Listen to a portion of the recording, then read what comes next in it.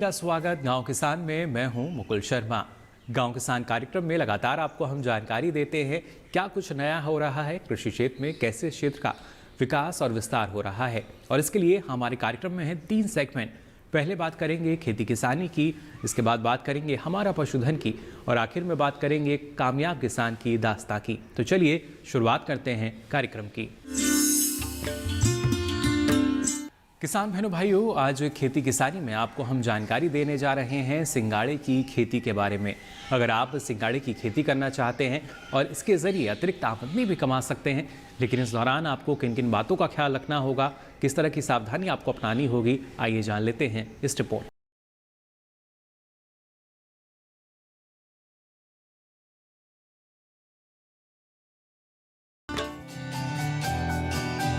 सिंघाड़ा एक नकदी फसल है।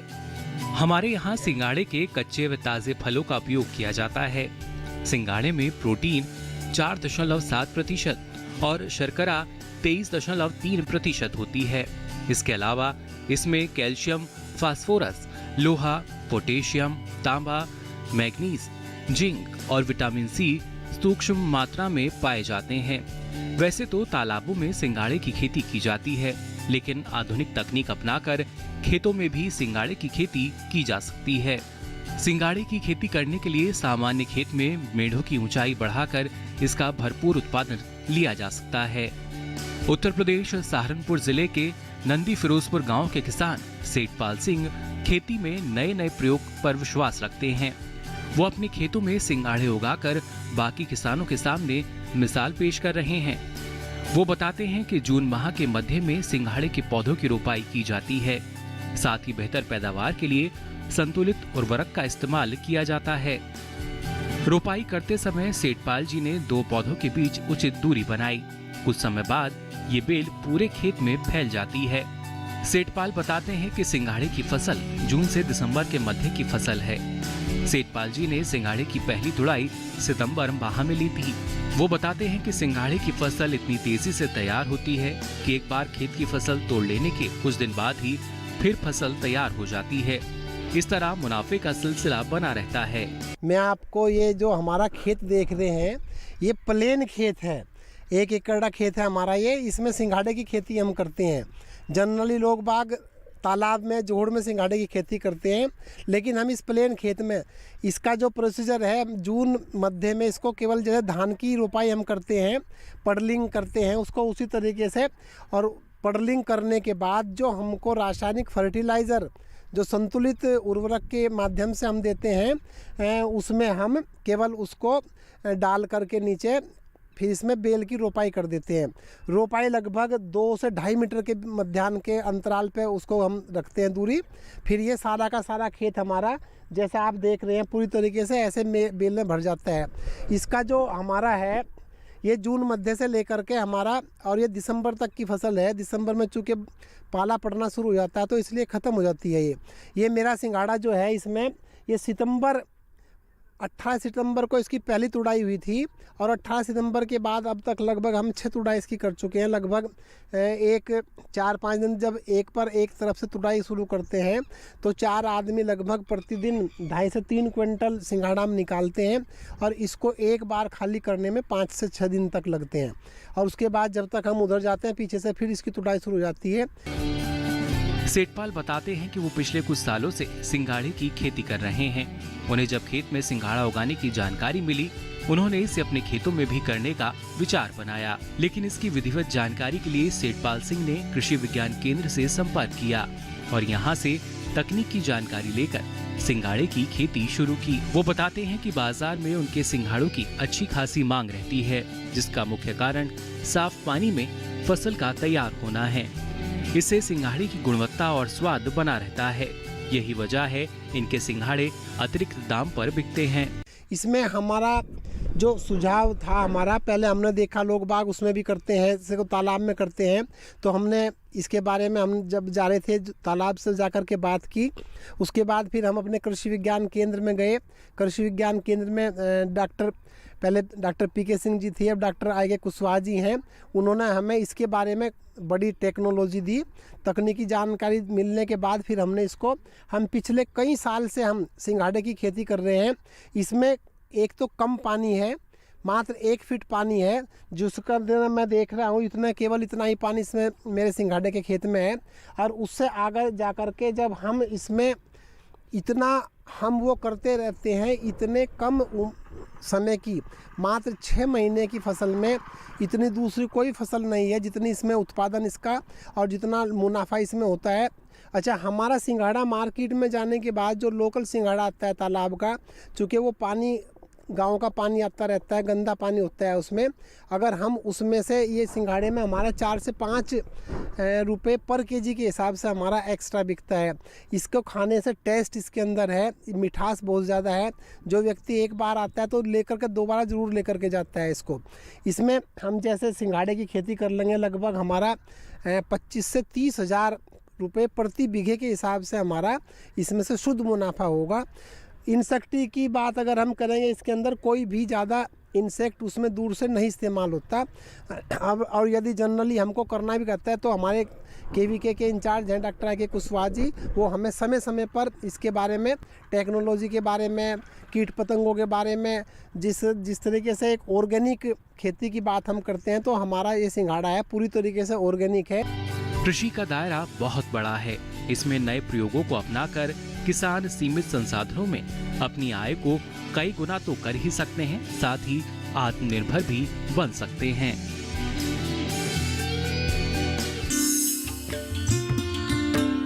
तो जाना आपने कैसे आप सिंघाड़े की खेती कर सकते हैं और इसके जरिए अच्छी आमदनी भी कमा सकते हैं।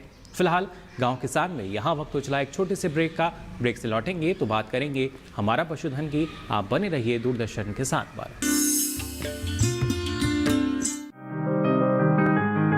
बीमारियों से कैसे बचेगी फसल? मवेशियों की मुश्किलों का क्या है हल? कहां से लाएं बीज, कितनी लगेगी खाद? किसानों के हर फोन का विशेषज्ञ देंगे जवाब। देखिए हेलो किसान लाइव सोमवार से शुक्रवार शाम 6 बजे।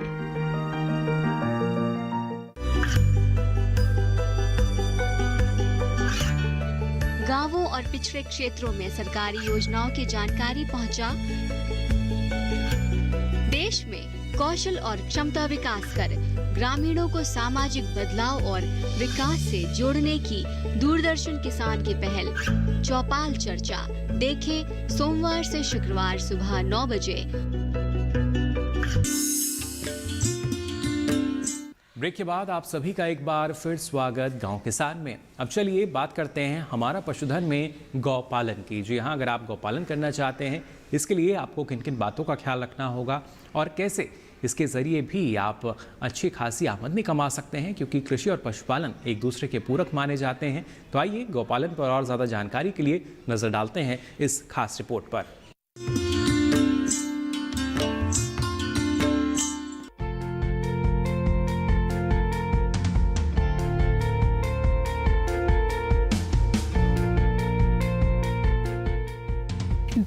पशु गणना के हिसाब से 2019 में पशुधन में 4.6% की वृद्धि हुई है।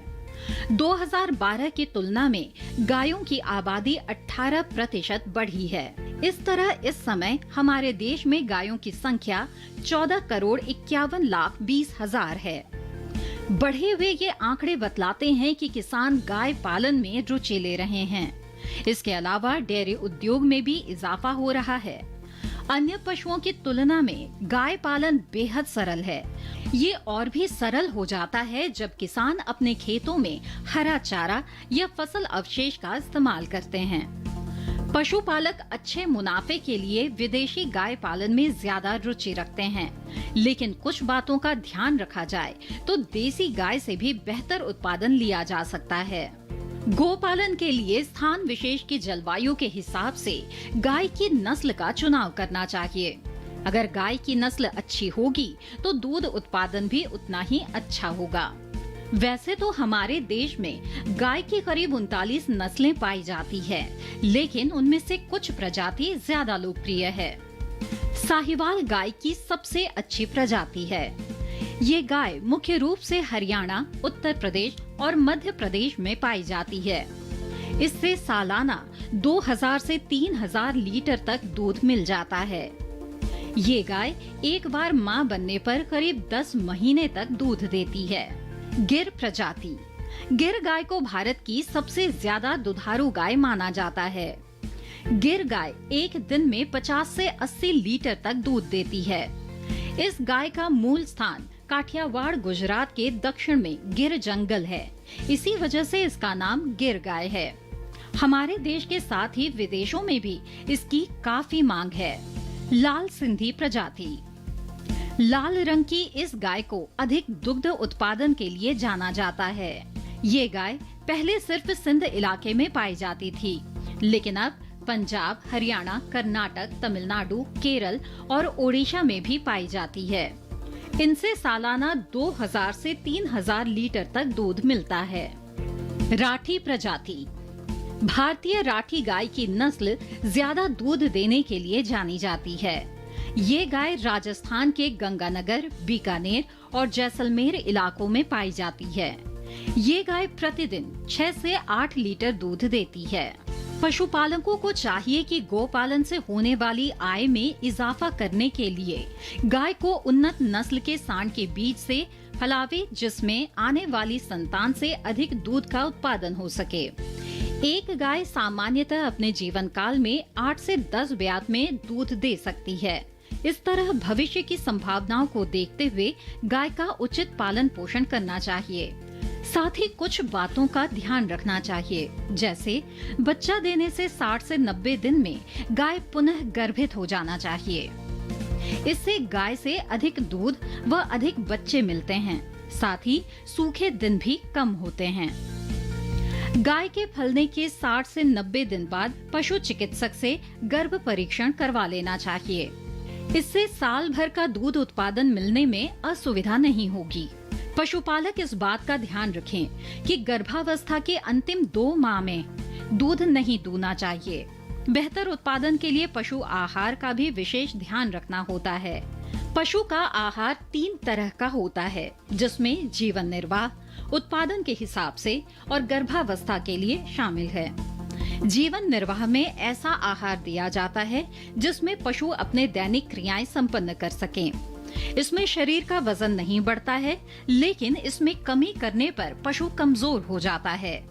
वहीं उत्पादन बढ़ाने के लिए दिए जाने वाले आहार में पशु को जीवन निर्वाह के लिए दिए जाने वाले आहार के अतिरिक्त उसके दूध उत्पादन के लिए दिया जाता है, जिसमें प्रति 2.5 किलो दूध के उत्पादन के लिए जीवन निर्वाह आहार के अलावा 1 किलो दाना देना चाहिए। पशु दाना बनाते समय इसमें खली, मोटे अनाज, अनाजों के बाई प्रोडक्ट, खनिज लवण मिलाना चाहिए। इसके अलावा करीब 10 किलो हरा चारा, साथ ही साफ पानी दिन में कम से कम 3 बार जरूर पिलाना चाहिए। गाय पालन वैसे तो भारत में कम मुनाफे का व्यवसाय माना जाता है, लेकिन सही देखभाल और जानकारी लेकर इससे कई गुना मुनाफा कमाया जा सकता है। इसके लिए पशुपालन विभाग समय समय पर सही मार्गदर्शन देकर किसानों को, पशुपालकों को जागरूक करने का काम कर रहा है।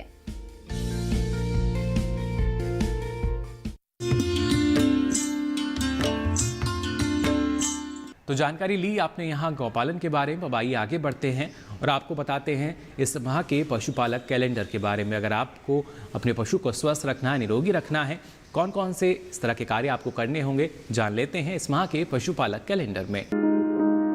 पशुपालक कैलेंडर नवंबर माह में ध्यान देने वाली बातें।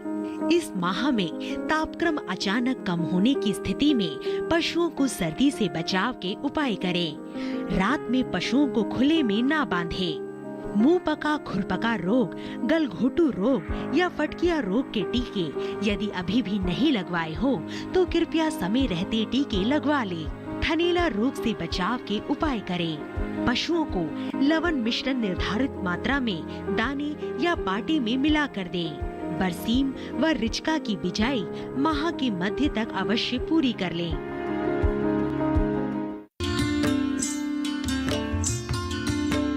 और इसी के साथ ही गांव किसान में यहाँ वक्त हो चला एक और छोटे से ब्रेक का। आप बने रहिए दूरदर्शन किसान पर।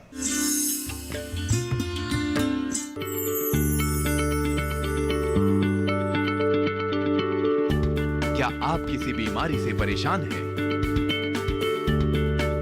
चाहते हैं डॉक्टर की सलाह? तो हम हैं आपके साथ, बताएंगे आपको जीने की राह। समस्याएं आपकी, समाधान देश के मशहूर विशेषज्ञों के। घर बैठे बात करें देश के जाने माने डॉक्टरों से।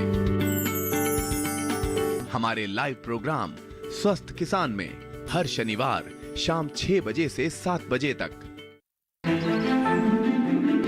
बादलों की लुका छिपी, बारिश का हाल, बर्फ की चादर,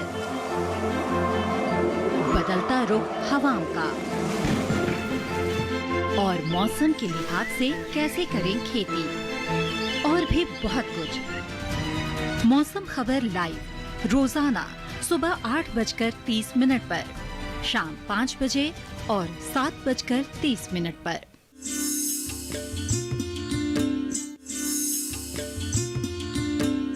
ब्रेक के बाद आप सभी का एक बार फिर स्वागत गांव किसान में। अब चलिए बात करते हैं एक सफल यानी कामयाब किसान की दास्तां की। लगातार आपको ऐसे ही किसानों से मुलाकात हम करवाते हैं। आज भी एक ऐसी ही कामयाब किसान की दास्तां आपके लिए हम लेकर आए हैं, जो कि दूसरे किसानों के लिए प्रेरणा का स्रोत बन चुके हैं। आइए देखते हैं इनकी कामयाबी की ये दास्तां। पानीपत का उगड़ी खेड़ा गांव। वैसे तो हर गांव अपने नाम से ही जाना जाता है, लेकिन जब गांव की पहचान किसी किसान के नाम से हो तो बात ही कुछ खास होगी। जसबीर सिंह मलिक एक ऐसा ही नाम है। इस बुलंद घर की हर ईंट जसबीर और उनके परिवार की मेहनत की दास्तां की साक्षी है। मुट्ठी भर जमीन से शुरू हुआ उनका ये सफर आज 45 बीघा जमीन पर पहुंच चुका है, जिसमें हर तरह की सब्जियां उगा रहे हैं। बचपन स्कूल में कम और खेतों में ज्यादा बीता। पिता पुलिस विभाग में सेवाएं देते थे। पिता का सपना था कि उनका बेटा भी उन्हीं की तरह पुलिस में जाए, लेकिन हर किसी का अपना खुद का सपना, खुद का लक्ष्य होता है। जसबीर का सपना था खेती में नए आयाम देना। उनके इसी इरादे ने किताबों से उनका मन हटा दिया और खेती की तरफ रुख मोड़ दिया। खेती के साथ शुरू से लगाव था। शुरू से ही अपना खेती करते थे। बड़े बुजुर्ग खेती करते थे। पहले मेरे पिताजी पुलिस में थे, लेकिन हम आधे पर जमीन देते थे तो उनके साथ काम करते थे। हम उनके साथ देखते देखते हम भी इसमें खेत में ध्यान हो गया अपना। वो तो यही कहते थे, भाई पढ़ ले, तू पढ़ ले, अपना 10वीं कर ले, पुलिस में भर्ती हो जाए। लेकिन 10वीं हुई नहीं, मेरे 8वीं नहीं हुई। मैं फैल होता रहा। इस करके फिर मैंने अपनी खेती संभाली।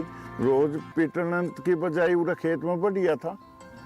पूरा मेहनत करी, यहाँ सक्सेसफुल हो गया। यहाँ मैं 5-4 किले से लगकर आज 45 किले सब्जी है मेरे पास। हम मेहनत बहुत करते थे। सवेरे से शाम तक खेत में रहते थे, अपनी मेहनत करते थे। और अब तो क्या है, लेबर हो गई है जी। लेबर के साथ ही इनको देखना बढ़ने का काम हो गया है। वरना पहले तो मैंने पूरा दिन कस्सी खार में काम करते थे। पूरे खेतों में खाद डालना, अच्छी पैदावार लेनी। जैसे कस्सी भी चलाई, पानी भी चलाया, हर एक काम कराया। ट्रैक्टर भी आप चलाया करता मैं। 94-95 के बाद हम बागवानी से जुड़ गए। बागवानी वाले ने बुलाया, भाई हम सब्जी पर ज़्यादा ध्यान दो, हम बीज देंगे हमने परी। मारता हूँ 3-3, 4-4 पैकेट मिर्चा के देवे थे, थोड़ा धुना गोभी का बीज देते थे। हम उनके जाने लग गए। फिर उनसे काफ़ी तरक्की होगी। उनसे हमने मिलन लग गया, भाई हम पोली हाउस लगा लो, नेट हाउस लगा लो, ड्रिप लगा लो, हम इसमें सब्सिडी देंगे। उनसे जुड़ने के बाद हमने बड़ी प्रोग्रेस करी। खेती के लिए जसबीर के लगाव ने सफलता की नींव डाल दी। जसबीर का खेतों में सुबह से शाम तक पूरा दिन बीतता था। उनकी जी तोड़ मेहनत और सच्ची लगन से सफलता के पौधे बेहतर ढंग से बढ़ते गए। पहले जसबीर पारंपरिक खेती किया करते थे, लेकिन 1995 के बाद उन्होंने बागवानी शुरू की। इस क्षेत्र में वो नए थे, लेकिन बागवानी विभाग ने उनकी हर संभव सहायता की। बागवानी में सहायता के साथ सब्सिडी की सहायता से उनका ये प्रयास भी सफल हो चला था। लेकिन जसबीर जल्द ही इस बात को समझ गए कि उत्पादन के साथ साथ मार्केटिंग की जानकारी भी बेहद जरूरी है। इसके बाद जसबीर बाजार की मांग के हिसाब से उत्पादन लेने लगे। जसबीर की ज्यादातर सब्जियां मदर डेयरी को सप्लाई होने लगी। एक समय ऐसा आया कि 15 वाहन तक सब्जियां सप्लाई होने लगी, जैसे ब्रोकली, हरी प्याज, गाजर, रंगीन गोभी जैसी सब्जियों की बढ़ती मांग ने उनकी राह आसान कर दी। तुकविंदर सिंह जसबीर सिंह के बचपन के दोस्त हैं। उन्होंने जसबीर के संघर्ष को काफी करीब से देखा है। वो बताते हैं कि किस तरह गांव के अन्य किसान इनसे सलाह लेने आते हैं जो इनसे प्रभावित हैं। जसबीर सिंह का प्रयास भी यही रहता है कि हर किसान को खेती से लाभ मिले। ब्रोकली एक ऐसी सब्जी है जिससे जसबीर ने काफी मुनाफा कमाया। बाजार में बढ़ती मांग को देखते हुए जसबीर ने इसकी खेती को प्राथमिकता दी।